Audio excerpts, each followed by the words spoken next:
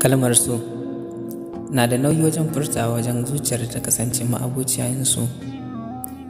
Haƙiƙa na fara so a lokacin da ban yi tunani ba, kuma so ya shiga zuciyata a lokacin da ban yi tunani ba. Nakan ji rayuwa da ke shi kaɗai ne buri, kuma fata wanzu da ke a cikin farin ciki shine abin da na fi so. Idan kika yi nisa da ni ban san wanne yanayi zan shiga ba. Na so a ce in kasance ɗaya daga cikin mutanen da suka kasance mallakin ki na har abada, ke ma ki kasance tawa ta har abada.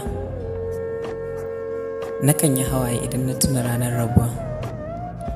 Nakan ji farin ciki idan na tuna cewa ni da ke mun yi shakuwar da ba za ta misaltu ba. Shin me yasa so ba zai mun uzuri ba? Ke kaɗai ce burina, kuma ke kaɗai ce fata.